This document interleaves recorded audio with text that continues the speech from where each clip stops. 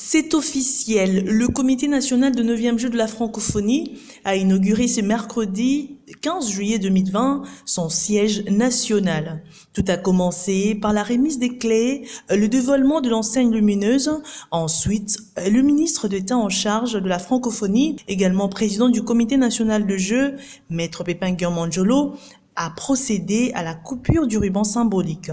Les portes du siège ouvertes. Prochaine étape, la visite du dit bâtiment.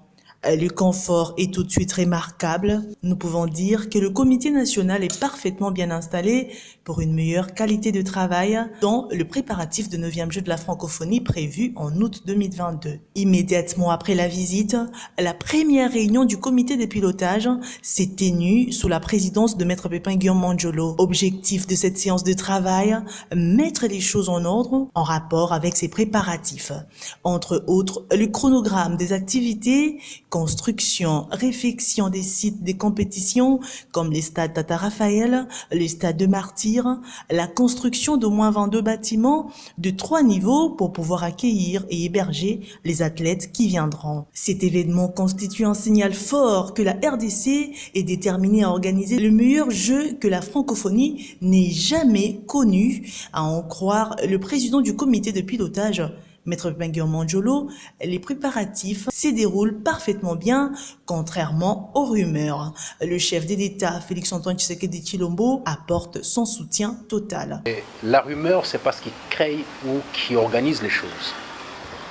Nous sommes rendus sur le site du stade Tata Raphaël pour évaluer la possibilité d'ériger les villages et ses annexes là-bas.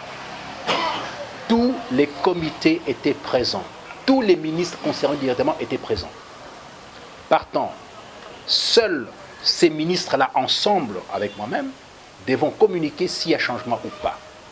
C'est un cahier de charge qui nous a été fixé et les dispositions étatiques du gouvernement peuvent être modifiées un jour ou l'autre. Ça se discute entre nous.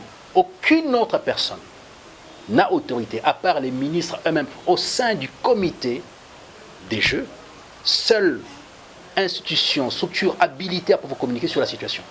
Personne d'autre.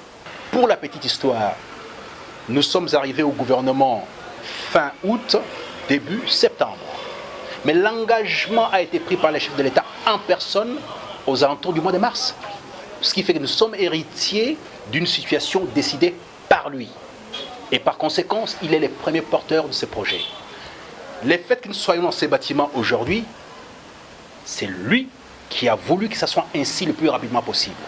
Le fait qu'on garde encore les jeux alors que beaucoup se sont battus pour que ça parte ailleurs, c'est aussi lui qui a fait en sorte qu'on puisse l'avoir ici en RDC. Une cérémonie haute en couleurs qui a connu la participation de tous les membres du comité national de jeux de la francophonie, les comités de pilotage conduits par son président, les comités exécutifs conduits par les commissaires exécutifs, la représentante du chef de l'État en matière de la francophonie, les directeurs de cabinet adjoints du Premier ministre en charge des questions sociales, culturelles et sportives.